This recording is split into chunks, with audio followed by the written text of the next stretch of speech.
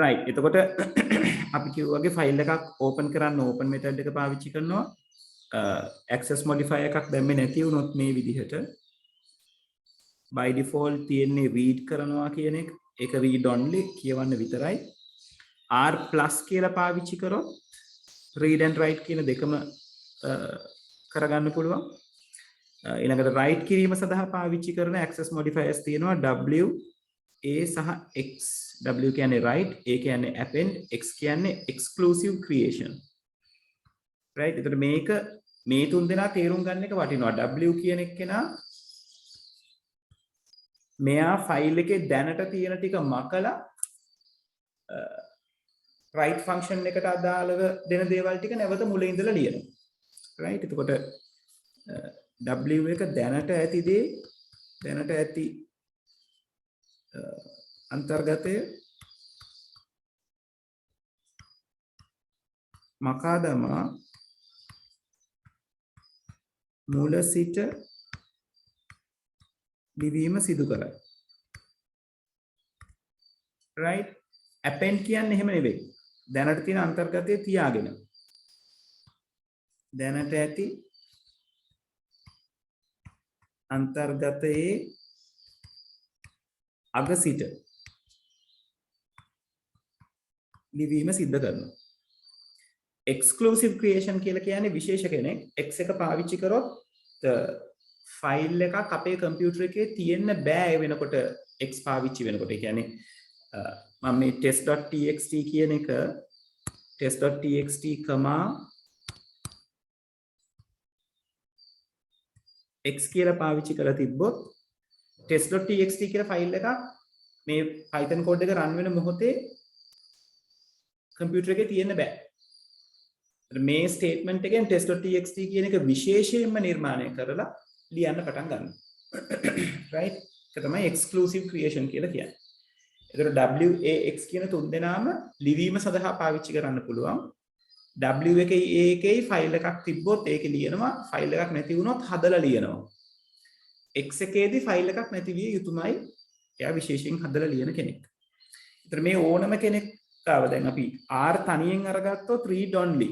මේ W තනියෙන් ගත්තොත් write only, A තනියෙන් ගත්තොත් append only, exclusive creation only. right ඒ කියන්නේ මේ තුන් දෙනාම WAX කියන තුන් දෙනාම ලිවීම සඳහා පමණයි. ඕගොල්ලෝ W plus A plus ඊළඟට X plus කියලා පාවිච්චි කරොත් අන්න එතකොට ඕගලන්ට හම්බෙනවා මේ කියන access modifier එක ගාව නැති අනිත් හැකියාව. ඒ කියන්නේ ඔකේ තියෙන පුළුවන් හැකියාවන් දෙකයිනේ කියවීම සහ ලිවීම.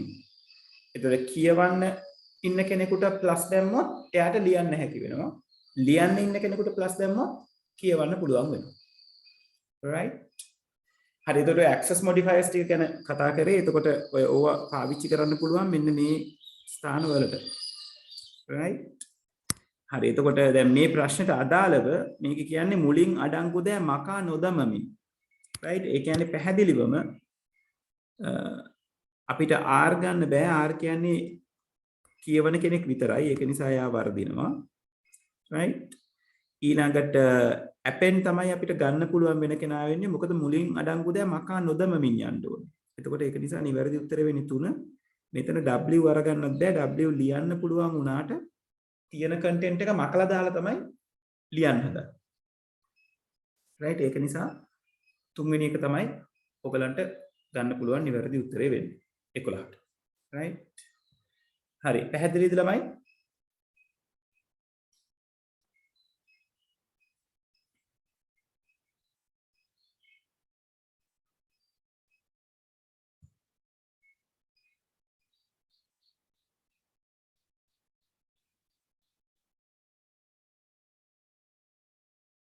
ඔව් ළමයි පැහැදිලිද?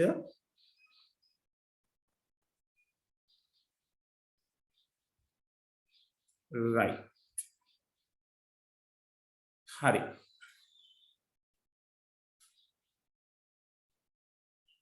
white board එක අද open වෙන්නේ නැති තත්ත්වයක් තියෙනවා අපි ආයි open කරලා බලමු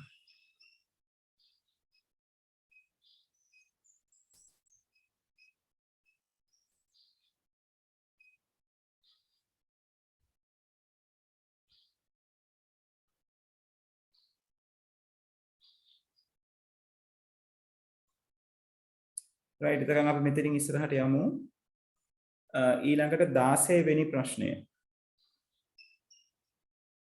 ඔව් මෙතන මේක නම් සරල දෙයක් තියෙන්නේ 10 අඩු කිරීම 3 ගුණ කිරීම 2 එකතු කිරීම 2.0 කියන ප්‍රකාශය ක්‍රියාත්මක කරාම ලැබෙන අගය. එතකොට මෙතන තියෙනවා අඩු කිරීම, ගුණ කිරීම, එකතු කිරීම සහ මෙන්න මෙයා ගැන පොඩ්ඩක් සැලකිලිමත් වෙන්න 2.0 කියන එක. මොකද 2.0 කියන්නේ ෆ්ලෝට් අගයක්. මේ 10 3 2 කියලා කියන්නේ ඉන්ටිජර් අගයක්. ඒක ඔයගලගේ උත්තරේ අනිවාර්යෙන් එන්න ඕනේ ෆ්ලෝට් එකක් විදිහට. මොකද ෆ්ලෝට් කෙනෙක් එක්ක arithmetic operation එකක් ගණිතමය මෙහෙම සංසිද්ධියක් කරනවා කියලා කියන්නේ ක්‍රියාවක් කරනවා කියලා කියන්නේ number hierarchy එකේ උඩින් ඉන්න කෙනාගේ එකෙන් තමයි නැත්නම් වැඩි කාස්ට් එකක් තියෙන කෙනාගෙන් තමයි උත්තරේ ඔයාලට හම්බෙන්නේ. ඒතර ඉන්ටිජර් කියලා කියන්නේ කාස්ට් එක අඩුම එක්කෙනා. ෆ්ලෝට් කියලා කියන්නේ යාට වැඩිය කාස්ට් එක වැඩි. කම්ප්ලෙක්ස් කියලා කියන්නේ ඊටත් වඩා කාස්ට් එක වැඩි. එතකොට ඉන්ටිජර් කෙනෙක් ෆ්ලෝට් කෙනෙක් එක්ක එකතු වුණොත් උත්තරේ එන්නේ ෆ්ලෝට් කෙනෙක්. එකතුව නෙමෙයි මොනම ඔපරේෂන් එකක් කරා. එතකොට මේ තියෙන සෙට් එකෙන් මුලින්ම සිද්ධ වෙන්නේ ಗುಣ කිරීම. මොකද ಗುಣ කිරීමට තමයි මූලිකත්වය හම්බෙන්නේ. එතකොට 10 අඩු කිරීම 3 කියන එක ඒ විදිහටම තියලා 3 වැඩි කිරීම 2 කියන එක සිද්ධ වෙනවා. එතකොට 10 අපිට එන්නේ 10 අඩු කිරීම 6 එකතු කිරීම 2.0 කියන එක තමයි දෙවෙනි පේළියේ එන්නේ. ඊළඟට අඩු කිරීම මුලින් සිද්ධ වෙනවා. මොකද අඩු කිරීමයි එකතු කිරීමයි එකම ලෙවල් එකේ වමේ ඉඳලා දකුණට යනකොට හම්බෙන පළවෙනි කෙනා තමයි එහෙම වුණොත් මූලිකත්වය අරගන්නේ. ඒතර 10 අඩු කිරීම 6 කියන්නේ 4යි. 4 එකතු කිරීම 2.0. 4 එකතු කිරීම 2.0 කියලා කියන්නේ 6.0. right? එතකොට උත්තරේ එන්නේ 4. right? දැන් සමහර අය ගොඩක් වෙලාවට ඔක වරද්දගෙන 3 කියන එකට යනවා. අර 2.0 එච්චර සලකන්නේ නැතුව. හොඳට ඕක මතක තියාගන්න. ඔයගොල්ලෝ තව මේ වගේ තැන්වලදී රැවටෙන තැනක් තමයි බෙදන්න දුන්නම. right? දැන් 1 අඩු කිරීම 4 බෙදීම 2 කියලා තිබ්බොත් මේකේ උත්තරේ වෙන්නේ ඍණ 1.0යි. ඍණ 1.0 වෙන්න හේතුව තමයි මුලින් සිද්ධ වෙන්නේ බෙදීම. මේ බෙදීම කියන ඔපරේටර් එකෙන් මෙන්න මේ ඔපරේටර් එකෙන් නිතරම ඔයගලන්ට දෙන්නේ ෆ්ලෝටින් පොයින්ට් වැඩි එකක්. ඒතර මෙතනට උත්තරේ එන්නේ 2.0. එතකොට අවසාන උත්තරේ එන්නේ ඍණ 1.0. right? ඔය තැන් ඕගොල්ලෝ ගොඩක් වෙලාවට අමතක කරගන්නවා. ඒක නිසා අවධානය දීගෙන ඉන්න. right? එතකොට 16ට 4 වෙනි එක තමයි උත්තරේ විදියට අරගන්න තියෙන්නේ. right? හරි. ඊළඟට 23 වෙනි ප්‍රශ්නේ කතා කරන්න කියලා තියෙනවා. බලමු white board එක හරියද කියලා. alright.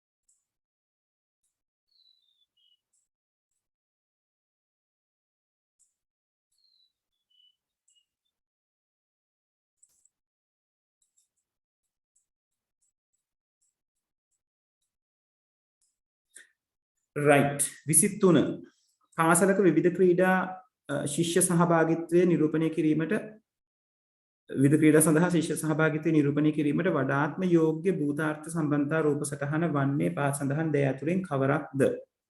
right? එතකොට මේ මෙතන කතා බහ කරනවා පාසලක විවිධ ක්‍රීඩා සඳහා ශිෂ්‍ය සහභාගීත්වය. right එතකොට ක්‍රීඩා ප්‍රමාණ ක්‍රීඩා ගොඩක් තියෙනවා ළමයිනුත් ගොඩක් ඉන්නවා right එතකොට ඔය සහභාගී වූ වර්ෂය කියන එක අපි සාමාන්‍යයෙන් ක්‍රීඩාවක් සඳහා සහභාගී වූ වර්ෂය ගැන කතා කරනකොට දැන් උදාහරණයක් විදිහට අපි රනින් ඉවෙන්ට් එකක් කරා නම් රනින් ඉවෙන්ට් එක මොන අවුරුද්දේද කවුරු විසින්ද කරේ කියන එකනේ අපි කතා වෙන්නේ. මොකද අවුරුද්දෙන් අවුරුද්දට රනින් ඉවෙන්ට් එක කරන කෙනා වෙනස් වෙන්න පුළුවන්. මේ අවුරුද්දේ දුවන ටීම් එක නෙවෙයි ඊළඟ අවුරුද්දේ දුවන්නේ. right එතකොට ශිෂ්‍යයෙක් සම්බන්ධයෙන් කතා කරනකොට කතා කරන්නේ ඒ ශිෂ්‍යයා මොන ක්‍රීඩාව මොන වර්ෂයේ කරපු එකක්ද කියන එක. එතකොට සහභාගී වූ වර්ෂය කියන එක ශිෂ්‍යයාගෙන් විතරක් විස්තර කරන්න බෑ. right මොකද ශිෂ්‍යයාගේ පැත්තට විතරක් දැම්මොත් මොන ක්‍රීඩාවටද සහභාගී වුනේ කියන එක ක්ලියර් වෙන්නේ නැහැ. ආයෙත් සැරයක් ක්‍රීඩාව පැත්තට දැම්මොත් සහභාගී වූ වර්ෂය මොන ශිෂ්‍යයාගේ සහභාගීත්වයක්ද කියන එක නිරූපණය වෙන්නේ නැහැ. ඒක නිසා සහභාගී වූ වර්ෂය කියන එක descriptive attribute එකක්. ඒ කියන්නේ මේ relationship එක මත මෙයා මත පවරන එකක් වෙන්න ඕනේ. right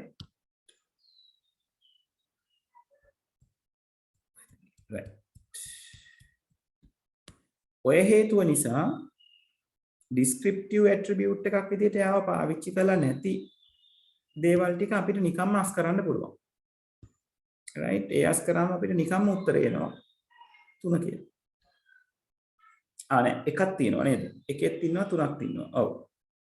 1 සහ 3 කියන උත්තර දෙක තියෙනවා. මේකේ මෙයා වැරදි. එතන මෙයා වැරදි. මෙතන මෙයා වැරදි.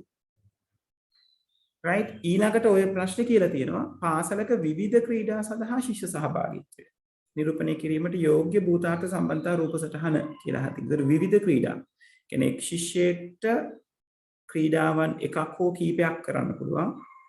ඒ වගේම එක ක්‍රීඩාවකට ශිෂ්‍යයන් එක්කෙනෙක් හෝ වැඩි ගණනක් සම්බන්ධ වෙන්න පුළුවන්.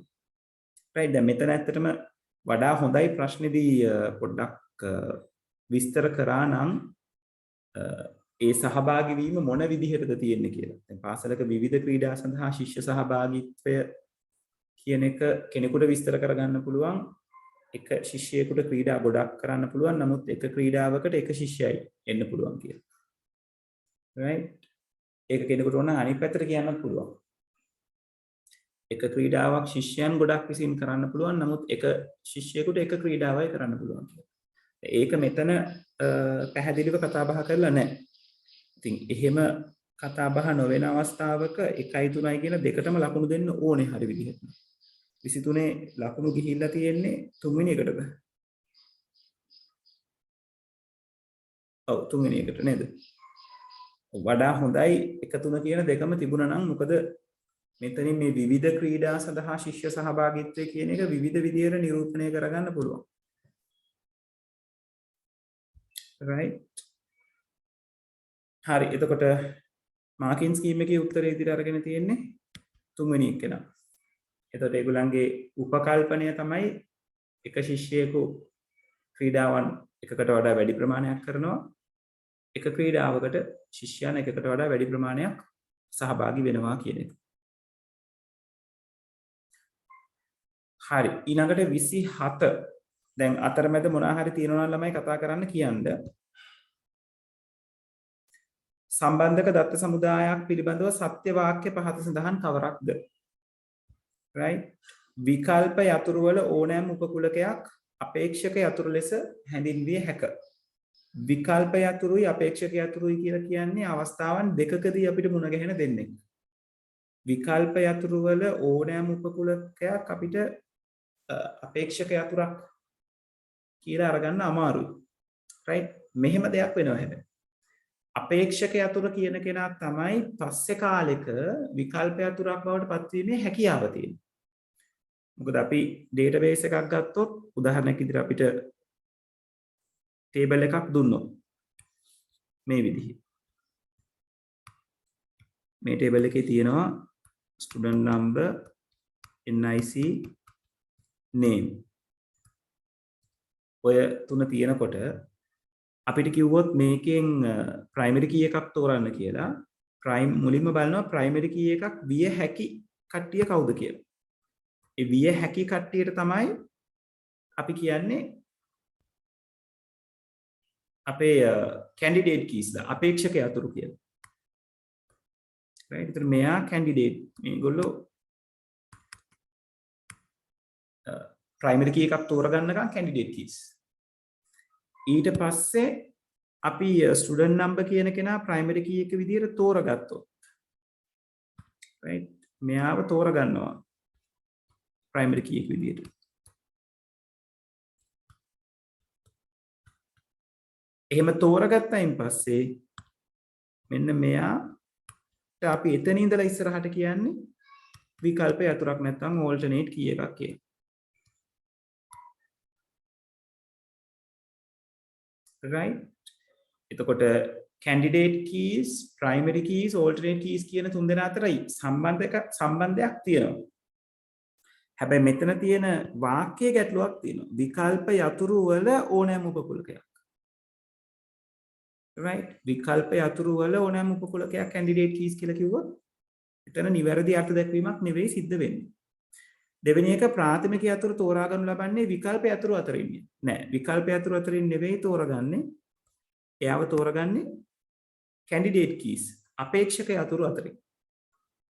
ආගන්තුක යතුරු යනු විකල්ප යතුරකි. නෑ. ආගන්තුක යතුරක් කියලා කියන්නේ මොකද්ද? එක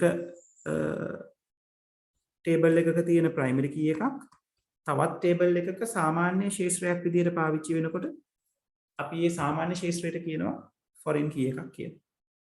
සෑම විටම සංයෝජන යතුරක් සාදා ගැනීමට ප්‍රාථමික හා ආගන්තුක යතුරු සංයුක්ත කෙරේ. මෙන්න මේ සෑම විටම කියන තැන තමයි ගැටලුව තියෙන්නේ. මොකද සංයෝජන යතුරක් හදාගන්න අපිට කියන්න බෑ ප්‍රාථමික හා ආගන්තුක යතුරු සංයුක්ත කරනවා කියලා. අපේක්ෂක යතුරු කීපයක් සංයෝජනය කිරීම candidate keysලා කීපයක්. දැන් ඔක many to many relationship එකක් ගැන කතා කරනකොට ඕක ගැන විශේෂයෙන් කතා කරගන්න පුළුවන්. මොකද many to many relationship එක අපි අර තුන්වෙනි table එක හදනකොට ඒකට ඒ ER diagram එකේ many to many එකට සම්බන්ධ වෙන entities දෙකේම primary keys ගන්නවා. ඒතරේ primary keys දෙක එකතු කරලා තමයි අලුතෙන් හැදෙන table එකේ primary key එකක් ගැන හදාගන්නේ.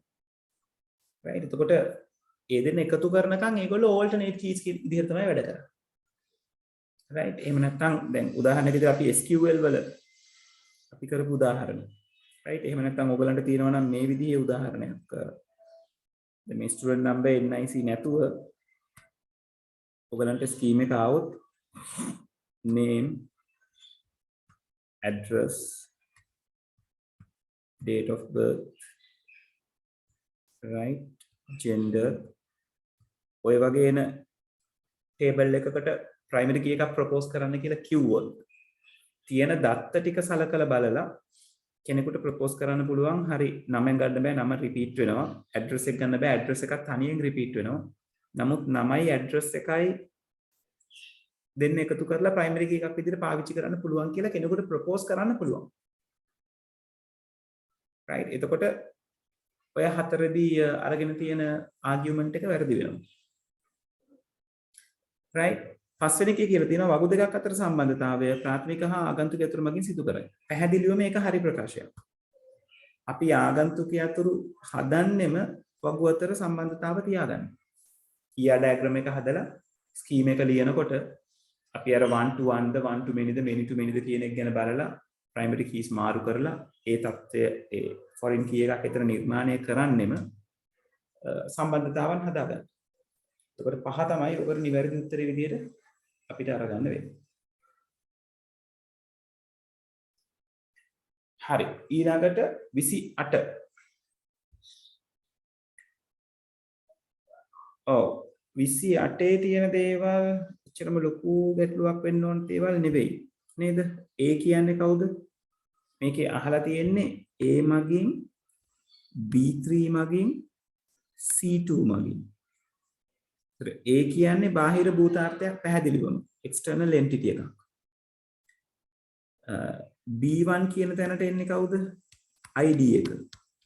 B2 කියන තැනට එන්නේ ඒක කරන පුද්ගලයා හෝ ආයතනය. Right? Person එහෙමත් නැත්නම් institute.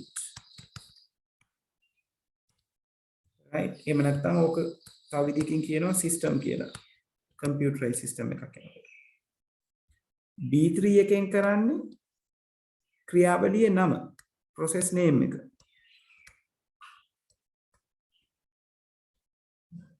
Right? මෙතන C1 කියලා කියන්නේ ID එක. C2 කියලා කියන්නේ දත්ත ගබඩාවේ නම. data store name එක. right? ඉතින් ඔයගොල්ලන් අහන්නේ A B3 C2. ඒතර A කියන්නේ ක්‍රියාවලියක්. B3 කියලා කියන්නේ ක්‍රියාවලියක නම. sorry A කියන්නේ බාහිර භූතාර්ථයක්, B3 කියන්නේ ක්‍රියාවලියක නම, C2 කියන්නේ දත්ත ගබඩාවේ නම. එතකොට මෙතන නම් කියලා කතන්දරයක කතා කරලා නැහැ. A කියලා කියන්නේ බාහිර භූතාර්ථයක්. ඒ කියන්නේ පැහැදිලිවම එක අස් වෙනවා, හතර අස් වෙනවා, පහ අස් වෙනවා. B කියන්නේ ක්‍රියාවලියක්. ඒ කියන්නේ පැහැදිලිවම උත්තරේ 2.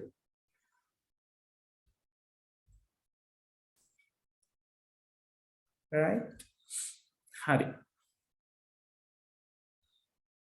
ඊළඟට 32 පහත සඳහන් ශිල්පීය ක්‍රම සලකන්න. පරිගණක සහායිත ඉගෙනුම, පරිගණක පාදක ඉගෙනුම, පරිගණක පාදක ඇගයීම. right? මේවෙන් අහලා තියෙනවා තොරතුරු හා සංවේදන තාක්ෂණය. සුසු Susu, after the class, Monica. After the class, I will do things. Huh?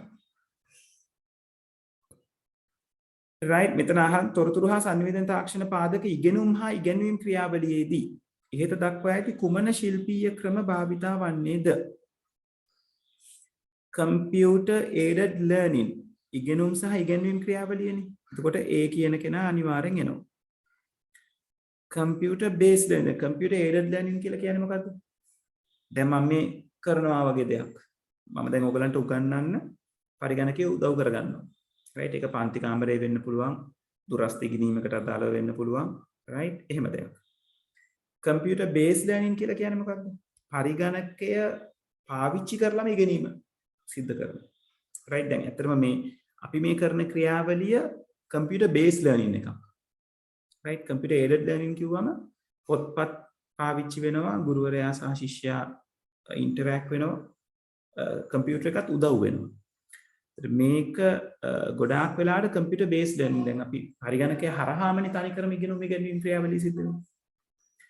ඊළඟට කම්පියුටර් බේස් ඇසෙස්මන්ට් කියලා කියන්නේ හරියට ඔන්ලයින් එක්සෑම් එකක් වගේ.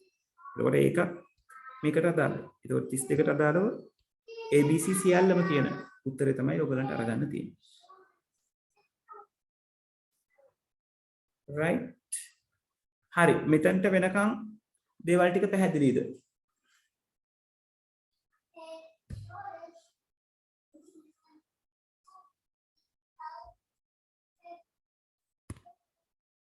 ඔව් ළමයි.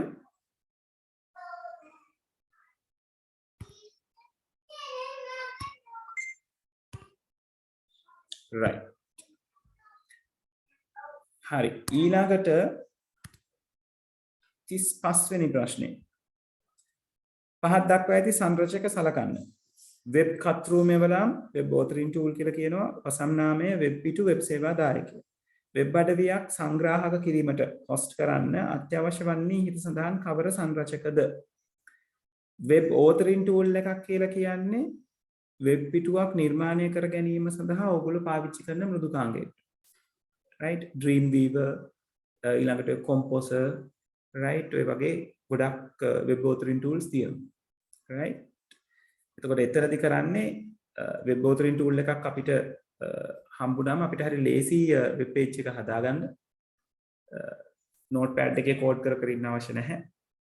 අපිට අවශ්‍ය විදිහට ඉන්ටර්ෆේස් එක හදනකොට එයා ඕටෝමැටිකලි කෝඩ් කරගන්න පටන් ගන්නවා. ඊළඟට ඩොමේන් නේම් එක කියන එක ඔගොල්ලෝ වෙබ් අඩවියක් සම්බන්ධයෙන් මිලදී ගත යුතු දෙයක්. right එහෙම නැත්නම් freely available ඒවත් තියෙනවා. right කෙසේ හෝ මොකක් හරි abc.com right ඒ වගේ මොකක් හෝ web name එක domain name එක. web pages කියන එක HTML pages ටික ගැන කතා කරන්නේ. server එක කියලා කියන්නේ web pages ටික දරාගෙන ඉන්න තැන නැත්නම් අපි අන්තර්ගත කරන තැන. දැන් අපි වෙබ්සයිට් එකක් launch කරන්න නම් host කරන්න නම් අපිට වෙබ්සයිට් එක තියෙන්න ඕනේ අපි ගාව. ඒ වගේම වෙබ්සයිට් එක 365 දවසෙම පැය 24ෙම බලන්න පුළුවන් තැනක අපි රඳවලා තියන්න ඕනේ. ඒකට තමයි අපි සර්වර් එක කියලා කියන්නේ. right? ඊට අමතරව අපේ වෙබ් අඩවිය හොයාගන්න domain name එකක් තියෙන්න ඕනේ. right? host කිරීම සඳහා ඒ දේවල් තුන ඇති. ඒ කියන්නේ අපි වෙබ්සයිට් එක හදලා අපි ගාව තියෙන කියන්නේ web pages ටික තියෙන්න ඕනේ. domain name එක තියෙන්න ඕනේ. server එකක් තියෙන්න. web authoring tool එක වාට ඕන වෙනවා. පස්සේ වෙබ් පිටුවල තියෙන අන්තර්ගතය වෙනස් කරන්න, ඒ වගේ දේවල් කරන්න web authoring tool එක උමනා වෙනවා. host කරන්න අවශ්‍ය වෙන්නේ BC හා D විතරයි. right? එතකොට උත්තරේ වෙන්නේ BC හා D. right? ඊළඟට 37 වෙනි ප්‍රශ්නේ තොරතුරු හවුලේ භාවිතය සඳහා නව සලකුණු භාෂාවක් නිර්වචනය කිරීම සඳහා පහත් සඳහන් ඔව් මෙතන මේක out of syllabus එකක් ළමයි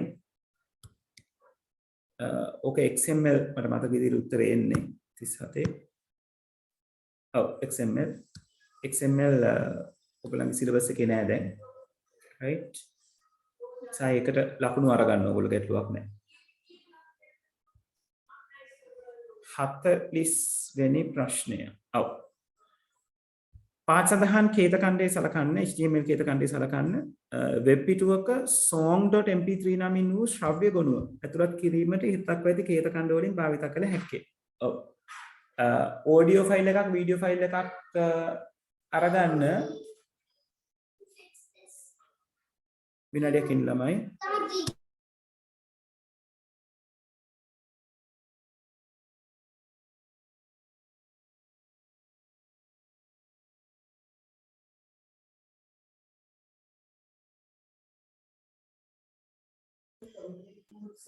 හරි එතකොට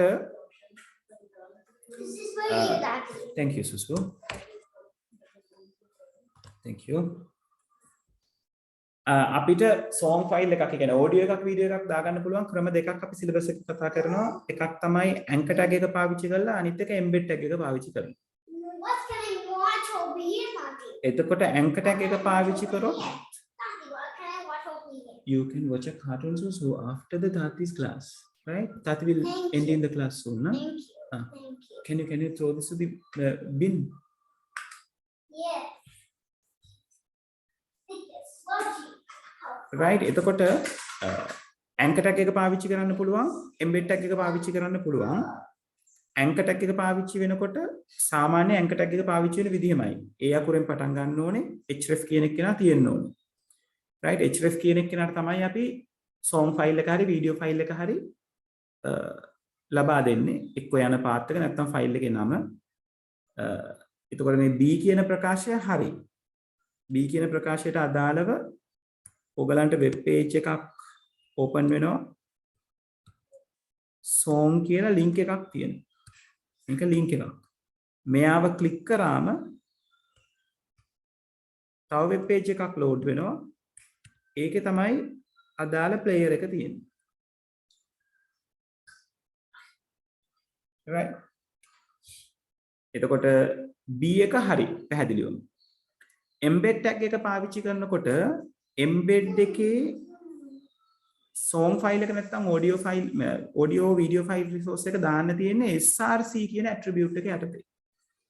embed එකට href කියලා attribute එකක් නැහැ. ඒක නිසා පැහැදිලිවම මෙයා මේක මෙතනට assign කරලා තියෙන නිසා මේක වර්ධිනවා A කියන කෙනා මේකට අදාළව නිවැරදි embed කරාම තියෙන වෙනස තමයි ළමයි embed එකේ web page එක load වෙනකොට ඔයාට player එක එතනම බලා ගන්න හම්බ වෙනවා right එතකොට A page එකේ ඉඳලම play කරන එක කරන්න පුළුවන් ඔයගොල්ලෝ සමහර වෙබ්සයිට්ස් වලට ගියාම උදාහරණයක් විදිහට ඔය kaputa.com වගේ සින්දු ඩවුන්ලෝඩ් කරන් තියෙන එකට ගියාම ඔයගලන්ට හම්බෙන්නේ ahref type එක.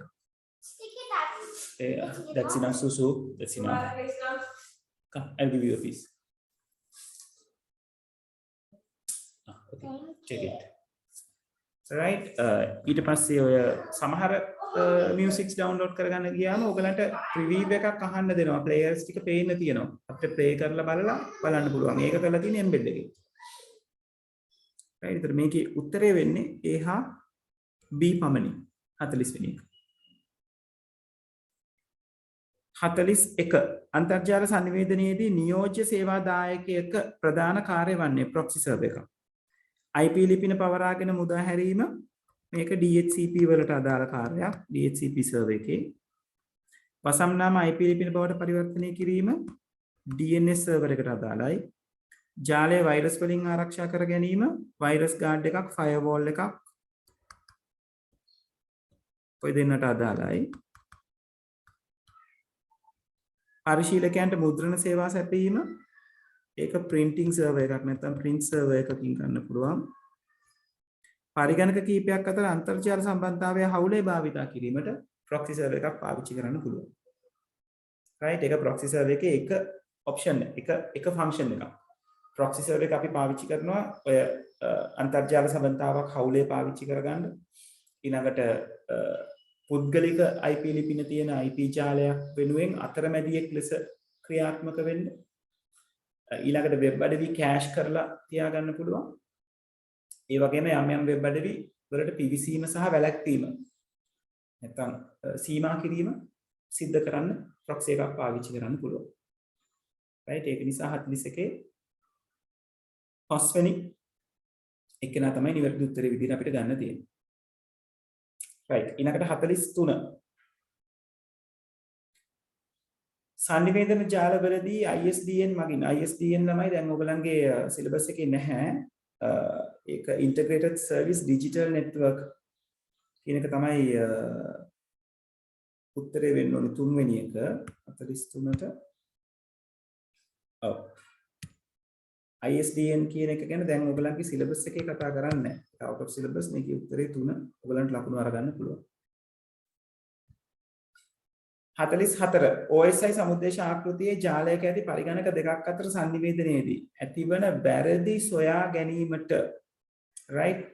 ඒ කියන්නේ ඔතනදි සිද්ධ වෙන්නේ error control right. අපි ඕක ගැන කතා බහ කරලා තියෙනවා නේද? flow control error control පාවිච්චි වෙන්නේ.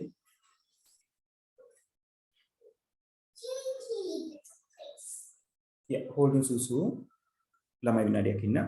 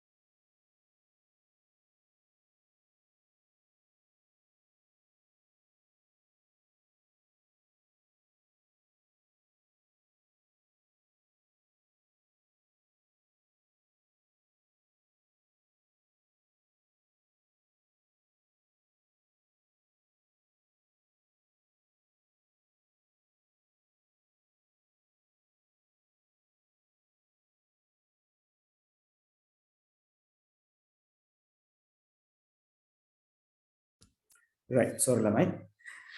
right. 44 කතා කර හිටියේ වැරදි සොයා ගැනීම කියන්නේ error detection සොයා ගන්නවා කියලා කියන්නේ. right. ඒතර error එකක් detect කර ගන්නවා කියන එක data link layer එකේදී සිද්ධ වෙන දෙයක්.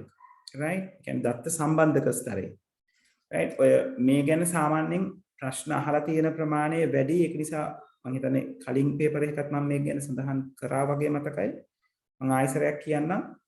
ඔය OSI ආකෘතියට අදාළව ඔයගලන්ට OSI ආකෘතිය අරගත්තොත් application presentation session transport all people seems to need data link physical right ඔය හතනේ හත වෙන්නේ. එතකොට application එකේ තමයි අපේ communication එකට අදාළව තියෙන application එක තියෙන්නේ right එතෙන්දී තමයි දැන් මම ඔයගොල්ලොත් එක්ක communicate කරගන්නවා නම් මගේ application එක මොකක්ද ඔයගොල්ලන්ගේ application එක මොකක්ද කියලා අඳුනගන්නේ මගේ zoom app එක මොකක්ද ඔයගොල්ලන්ගේ zoom app එක මොකක්ද කියන එක recognize කරගන්නේ application layer එකේ right ඊළඟට මට අවශ්‍ය resources තියෙනවද කියලා අඳුනගන්නේ application layer එකේ මේ webcam එකක් තියෙනවද keyboard එකක් තියෙනවද mouse එකක් තියෙනවද internet connection එක තියෙනවද ඔය කියන දේවල් resources ටික තියෙනවද කියලා අඳුන ගැනීම සිද්ධ කරගන්නේ application layer එකේ. ඒ වගේම communication synchronization ඒ කියන්නේ අපේ සම්බන්ධතාවය හරි විදිහට තියෙනවාද කියන එක අඳුනගන්නේ application layer එකේදී. right ඊළඟට මම මේ කියන දේවල් ඕගොල්ලොන්ට ඇහෙනකොට මගේ මයික්‍රොෆෝන් එක හරහා data එක ඇවිල්ලා ඕගොල්ලන්ගේ ස්පීකර් එකට data එක එන්න ඕනේ. right ඒ කියන්නේ මගේ කම්පියුටර් එකේ ඉඳලා network එක හරහා ඇවිල්ලා ඕගොල්ලන්ට හඬ ඇහෙන්න ඕනේ. මගේ ස්ක්‍රීන් එකේ තියෙන මගේ ස්ක්‍රීන් එක ඔයගොල්ලෝ ගාව ෂෙයා වෙනකොට මගේ කම්පියුටර් එකේ තියෙන මේ graphics ටික communication line එක දිගේ ඇවිල්ලා ඔයගොල්ලන්ගේ කම්පියුටර් එකට communicate වෙන්න ඕනේ. right? ඒත් එහෙම එනකොට නිකන් එන්න බෑ. මෙයාට අදාළව data translations තියෙනවා, encrypt වෙන දේවල් තියෙනවා, data compress කරන්න වෙන අවස්ථාවල් තියෙනවා. අන්න ඒව තමයි presentation layer එකේදී සිද්ධ වෙන්නේ. right ඊළඟට session layer එක අරගත්තොත් Suhar that is doing a class Manika go take it and go Ami will help you take it and go Ami will help you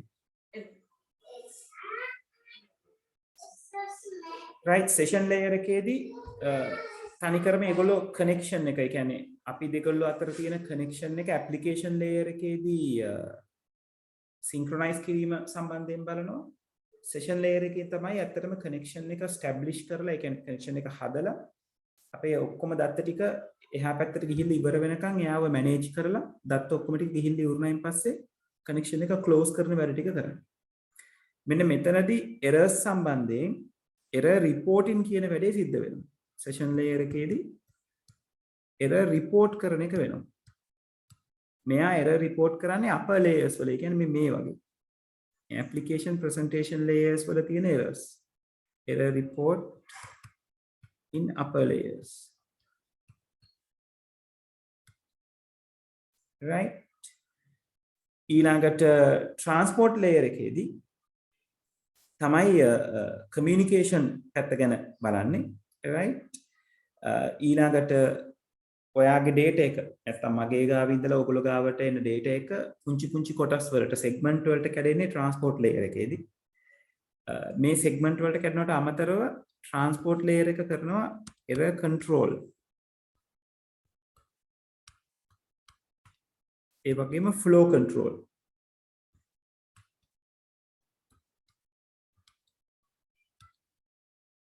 right ඔය කියන controls දෙක කරනවා right ඊළඟට network layer එකට ආවයින් පස්සේ network layer එකෙන් සාමාන්‍යයෙන් කරන්නේ අපේ data එකක් flow වෙන්න අවශ්‍ය හොඳම path එක මොකක්ද කියන එක තීරණය කරගන්නවා right ඒ වගේම දත්ත ප්‍රවාහනය කිරීම ඇත්තටම ආරම්භ කරන්නේ network layer එකේදී right ඒ වගේම තමයි MAC addresses දේවල් ටික කියන්නේ IP and MAC addresses කියන දේවල් ටිකත් එක ගනුදෙනු කිරීම කරන්නේ network layer එකේදී right data link layer එකේදී ආයසරයක් physical layer එකට අදාළව right physical layer එකට අදාළව තියෙන errors detect කරලා correct කිරීම සිද්ධ කරනවා right එතකොට error detection and correction correction කියන එක හැම විටම සිද්ධ වෙන්නේ නැහැ. හැකි හැම අවස්ථාවකදීම සිද්ධ කරනවා කියලා තමයි එතනදී කතා බහ වෙන්නේ. of physical layer.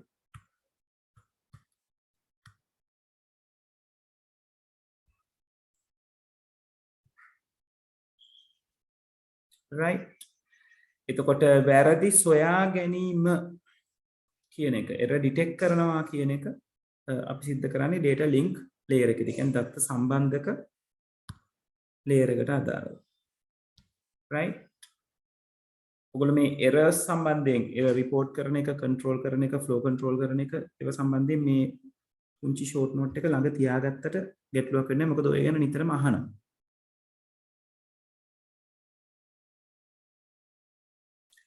right. හරි. ඊළඟට කතා කරලා තියෙනවා 44 අපි කතා කරේ 45. ජාලයක් කරහා දුරස්ත පරිගණකයකට පුරන්න ලොගින් වෙන්නට යාමේදී භාවිත කළ යුතු විධානය. මේකත් out of syllabus නැහැ. මේක out of syllabus නෙවෙයි ළමයි.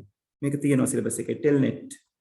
පළවෙනි පාඩමේදී අපි කතා කරනවා remote login වලට පාවිච්චි කරන්න පුළුවන් service එක තමයි telnet කියලා කියන්නේ. right. ඒක අපි කොහොමද කරන්න කියන එක කතා බහ කරන්නේ නැහැ. නමුත් remote login අවශ්‍ය නම් telnet වගේ service එකක් පාවිච්චි කරන්න පුළුවන් කියලා අපි කියනවා. right. ඊළඟට 48. ඔව් ඉසුරු.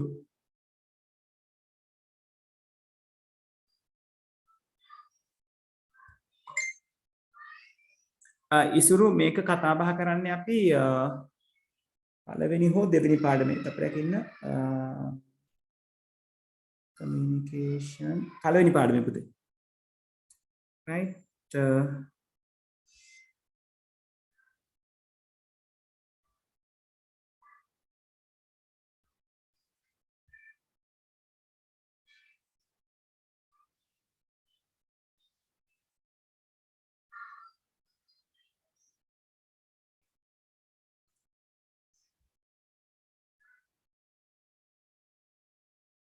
මෙන්න මෙතනදී තොරතුරු බෙදා හැරීමේ තාක්ෂණයන්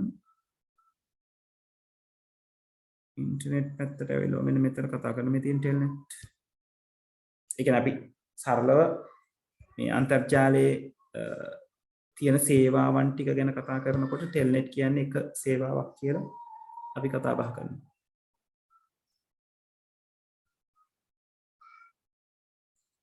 right.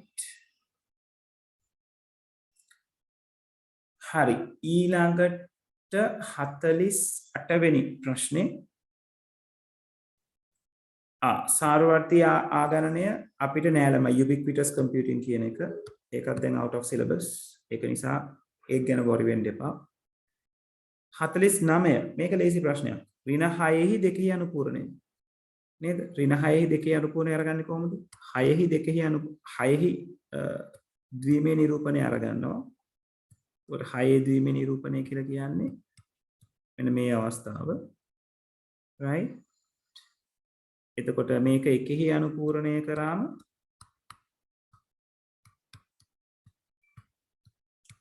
මෙන්න මේ අග එනවා. මේකට එකක් එකතු කරාම දෙකෙහි අනුපූරණය සිද්ධ වෙනවා. ඒ කියන්නේ 0යි 1යි 0යි ඔන්න ඔය අගේ. right. ඒ කියන්නේ පළවෙනි උත්තරේ.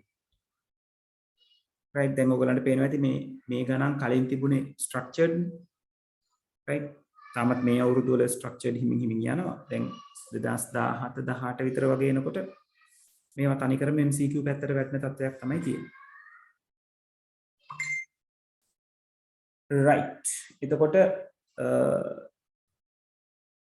ඕගොල්ලන්ගෙන් සාකච්ඡා කරන්න කියලා ආපු ප්‍රශ්න ටික සාකච්ඡා කරලා ඉවරයි. right. දැන් දෙවෙනි පේපර් එක කරපු නැති අයත් සෑහෙන පිරිසක් ඇති නේද? දැන් අද 4 දෙනෙක් හෝ 3 දෙනෙක් පේපර් එක කරලා තිබුණ නැහැ. right. දැන් අපිට ප්‍රශ්නයක් කරලා සාකච්ඡා කරන්න ටයිම් එකකුත් නැහැ 8:40 තියෙන නිසා. right. ඔයගොල්ලෝ ඒක නිසා දෙවෙනි පේපර් එක කරලා බදාද ලෑස්ති වෙන්න ළමයි. හැබැයි මේ අපරාධය අපි මේ නැති කරගන්න ටයිම් එක. right ඒ කියන්නේ අපිට ප්‍රශ්න සාකච්ඡා කරන්න තියෙන ටයිම් එක තමයි නැති වෙන්නේ. දැන් මේ ප්‍රශ්න 50 ඇතුලේ තව මොනවා හරි කතා කළ යුතු ප්‍රශ්න මොනවා හරි තියෙනවද?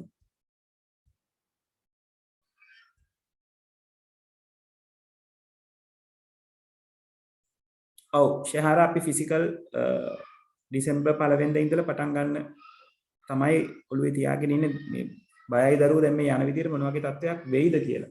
right තාමත් වෙනස් වෙලා නැහැ. දෙසැම්බර් 1 වෙනිදා පටන් ගන්නවා කියන මතේ තමයි ඉන්නේ. නමුත් මේක වැඩි වෙනවා ඉවරකුත් නැහැ. දැන් ඉස්කෝල වලින් සෑහෙන ගැටලු ඇති වෙලා තියෙනවා. ඉස්කෝල කීපයක්ම වහලක් තියෙනවා. අපේ ඉස්කෝලෙත් සිදුවීම් දෙක තුනක් සිද්ධ වෙලා තියෙනවා. ඒක නිසා හරි බයයි දෙයක් පටන් ගන්නවා නම් අනිවාර්යෙන් කියන්නේ එක පන්තියේ එක මේසෙක දෙන්නෙක් දැන් අපේ ගාන නම් අඩුයිනේ. ඒක නිසා එක මේසෙක එක්කෙනෙක් හිටියත් කමක් නැහැ කියන තත්ත්වය තමයි මම ඉන්නේ. මොකද කොහොමත් මම පටන් ගන්නේ ළමයි ප්‍රමාණය අඩු ක්ලාසස් දෙක විතරයි නේද පෙතේ. ඔයගලන්ගේ 21යි 22යි විතරයි.